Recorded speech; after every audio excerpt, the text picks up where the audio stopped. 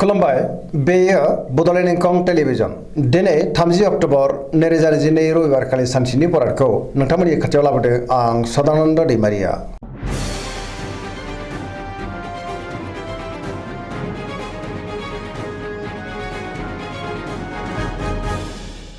सिगां फरायनो लादों मेष राशि गिबि हांखो अ ल दिनैनि साना जोबोर मोजां बयजोंबो अनसायजागोन गोसोखौ दिनै जोबोर गोजोननाय मोनगोन गोबां मोजां खाबु फैनोबो हागौ मावनो लानाय खामानिखौ थि समावनो आरो गोरलैयैनो मावफुंनोबो हागोन देहाया मोजाङै थागोन अब्लाबो नाथाय जानाय लोंनायाव सांग्रां जानांगोन सोरबा लोगोनिफ्राय मोजां खौरां फैनोबो हागौ रांखावरियाव दिनै जोबोर मोजां गोबां धोन आरजिनो हागोन आयाबो बांनो हागौ बेफार फालांगियावबो दिनै जोबोर मोजां होनजायो न'खराव अनलायनाय फैगोन बिदा फंबायजों मोजां सोमोन्दो थागोन गुबुननि गोसोखौ दिनै गोरलैयैनो बोनोबो हागोन गोसोनि बोलोआबो बांगोन समाजाव मान मोनगोन लाइमोनफोरा मोजां खौरां मोननो हागौ गोसोआ दिनै जोबोर खुसिबो जागोन पजिटिभ एनार्जिनि गोहोम गोग्लैगोन।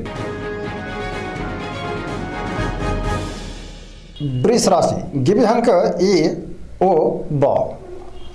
दिनैनि साना जोबोर मोजां गोसोखौ दिनै जोबोर गोजोननाय मोनगोन गोसोनि बोलोआ बांगोन मावनो लानाय खामानिखौ थि समावनो आरो गोरलैयैनो मावफुंनोबो हागोन बहाबा थांनांगौब्ला दिनै जोबोर मोजां आरो मोजाङैनो हान्थिनोबो हागोन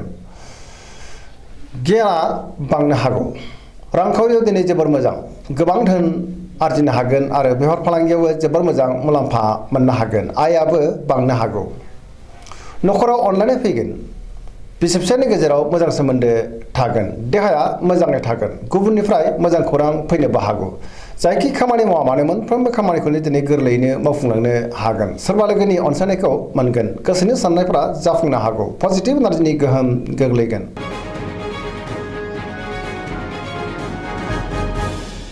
मिथुन राशि गिबि हांखो क स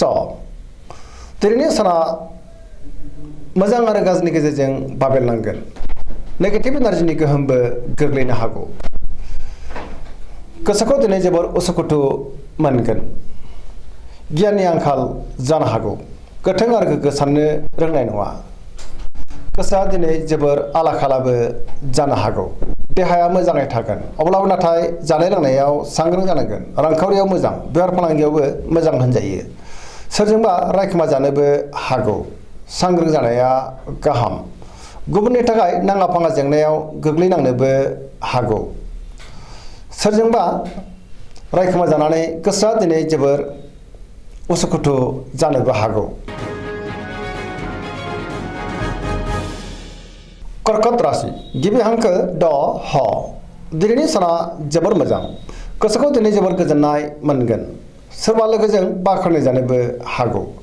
गोसोनि साननायफ्रा जाफुंगोन गोसोआव गोथों आरो गोग्गो साननो रोंगोन गियाननि आंखाल जानाय नङा मावनो लानाय खामानिखौ थि समावनो आरो गोरलैयैनो मावफुंनोबो हागोन रांखावरियाव मोजां बेफार फालांगियावबो मोजां होनजायो समाजाव दिनै गोबां मान मोनगोन देहाया मोजाङै थागोन अब्लाबो नाथाय जानाय लोंनायाव सांग्रां जानांगोन फरायसाफ्रा दिनै फरायनायाव गोसो दुंखांगोन आरो मोजां फिथाइ मोनगोन पजिटिभ एनार्जिनि गोहोमबो गोग्लैनो हागौ लाइमोनफोरा दिनै जोबोर खुसि जागोन।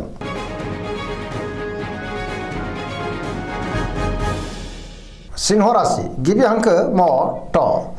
दिनैनि साना जोबोर मोजां गोसोआव पजिटिभ साननाय फैगोन गोथों आरो गोग्गो साननो रोंगोन मावनो लानाय खामानिखौ थि समावनो आरो गोरलैयैनो मावफुंनोबो हागोन सोरबा लोगोनिफ्राय थोजासे हेफाजाब मोननो हागौ रांखावरियाव मोजां अब्लाबो नाथाय खरसायाबो बांनो हागौ बेफार फालांगियाव मोजां होनजायो गोसोनि साननायखौ गुबुननो फोरमायनोबो हागोन न'खराव अनलायनाय फैगोन समाजावबो मान मोनगोन गुबुननि गोसोखौ बोनोबो हागोन देहाया दिनै मोजाङैनो थागोन बयजोंबो गोरोबनो रोंगोन गुबुननि थाखाय गोबां मोजां खामानि मावनानै होनोबो हागोन लाइमोनफ्रा जोबोर खुसि जागोन। कन्या राशि गिबि हांखो फ ट दिनैनि साना बारा मोजां नङा गोसोआव नेगेटिभ साननाय फैगोन गोथों आरो गोग्गो साननो रोंनाय नङा गियाननि आंखालबो जानो हागौ रांखावरियाव मोजां अब्लाबो नाथाय खरसायाबो बांनो हागौ बेफार फालांगियाव मोजां होनजायो देहाया मोजाङै थागोन गुबुनखौ फोथायनो हागोन न'खराव अनलायनाय फैगोन गोबां खामानियाव दिनै मुखुबबो थानो हागौ सोरजोंबा बाख्नाय जानोबो हागौ पजिटिभ एनार्जिनि गोहोम गोग्लैगोन लाइमोनफोरा जोबोर रमान्टिक जागोन आरो गावबा गावनि गोसोनि साननायखौ फोरमायलायनोबो हागोन।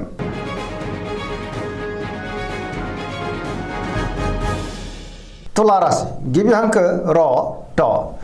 दिनैनि साना मोजां आरो गाज्रिनि गेजेरजों बाबेनलांगोन गोबां रोखोमनि जेंना फैनोबो हागौ गोसोनि बोलोआ लोरबां जानोबो हागौ गोसोनि साननायफोरा देबर नांगोन मावनो लानाय खामानिखौ मावफुंनो गोब्राब जागोन माबा नङा माबा मोनसे हेंथा फैनोबो हागौ गोबां रोखोमनि जेंना सोमजिनो हागौ देहाया बारा मोजां थानाय नङा जानाय लोंनायाव सांग्रां जानांगोन रांखावरियाव मोजां बेफार फालांगियावबो मोजां होनजायो नखराव बिसि फिसायनि गेजेराव अनलायनाय फैगोन समाजाव मान मोनगोन गुबुननि गोसोखौ बोनोबो हागोन सोरबा लोगोनिफ्राय हेफाजाबबो मोननो हागौ नाथाय गोदान खामानियाव आखाइ होजेननो हानाय नङा सेंग्रा सिख्लाफ्रा जोबोर आला खाला जानोबो हागौ नेगेटिभ एनार्जिनि गोहोम गोग्लैनोबो हागौ सांग्रां जानाया गाहाम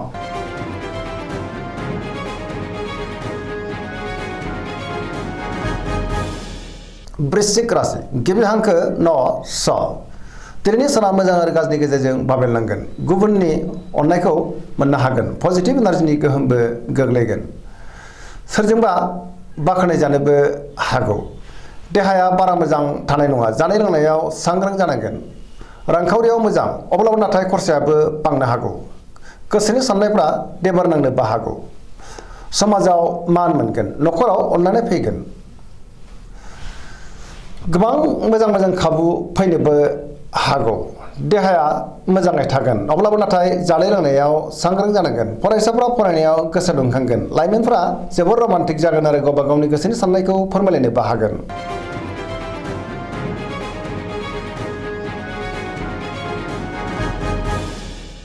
धनु राशि गिबि हांखो ध फ भ दिनैनि साना मोजां आरो गाज्रिनि गेजेरजों बाबेनलांगोन गोसोखौ दिनै जोबोर उसुखुथु मोनगोन मावनो लानाय खामानिखौ थि समाव मावफुंनो गोब्राब जागोन माबा नङा माबा मोनसे हेंथाबो फैनो हागौ गोसोनि साननायफोरा दिनै देबर नांगोन रांखावरियाव मोजां मोननो गोनांखौ मोननोबो हागौ बेफार फालांगियावबो मोजां होनजायो समाजाव दिनै मान मोनगोन बहाबा थांनो एबा दावबायनो खाबुबो मोननो हागौ आरो मोजाङैनो हान्थिनोबो हागोन देहाया बारा मोजां थानाय नङा जानाय लोंनायाव सांग्रां जानांगोन नखराव बिदा फंबायनि हेफाजाबखौ मोननो हागोन बहानिफ्रायबा नाथाय हरखाबै गाज्रि खौरांबो फैनो हागौ सांग्रां जानाया गाहाम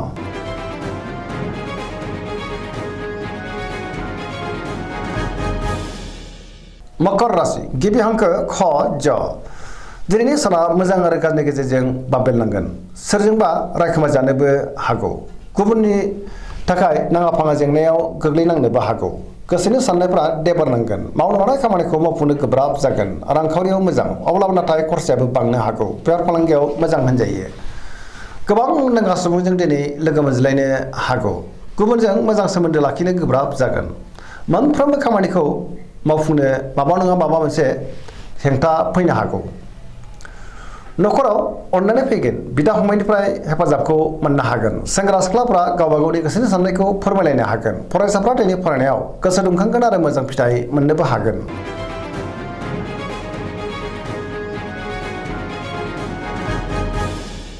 कुम्भ राशि गिबि हांखो ग स दिनैनि साना जोबोर मोजां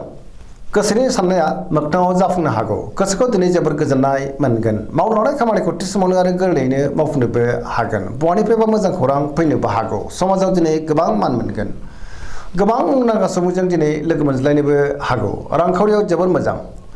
गोबां धोन आरजिनोबो हागोन बेफार फालांगियाव दिनै जोबोर मोजां होनजायो देहाया मोजाङै थागोन नखराव अननानै फैगोन गुबुननिफ्राय थोजासे हेफाजाब मोननो हागौ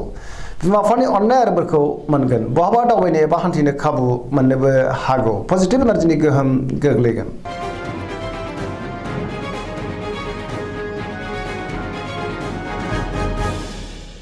मीन राशि गिबि हांखो ड स दिनैनि साना जोबोर मोजां सोरजोंबा बाख्नाय जानो हागौ गोसोखौ दिनै जोबोर गोजोननाय मोनगोन बयजोंबो गोरोबनो रोंगोन गोसोआव पजिटिभ साननाय फैगोन गोथों आरो गोग्गो साननो रोंगोन गियाननि आंखाल जानाय नङा गोसोनि बोलोआ बांगोन गावनि गोसोनि साननायखौ दिनै गुबुननो फोरमायनोबो हागोन देहाया मोजाङै थागोन रांखावरियाव जोबोर मोजां होनजायो बेफार फालांगियाव दिनै जोबोर मोजां गुबुननि थाखाय गोबां मोजां खामानि मावनानै होनोबो हागोन लाइमोनफोरनि गोसोआ दिनै जोबोर रमान्टिक जागोन आरो गावबा गावनि गोसोनि साननायखौ फोरमायलायनो हागोन पजिटिभ एनार्जिनि गोहोमबो गोग्लैनो हागौ दिनैनि राशि फरायनाया एसेनोसै जोबनायाव बेखौनो खावलायो जाहाथे नोंथांमोना सानफ्रामबो जोंनि बे बड'लेण्ड इंखं टेलिभिजनखौ नायबाय थायो आरो साबस्क्राइब खालामो लोगोसे लाइक खालामो आरो शेयार खालामो एसेनोसै गोजोन्थों।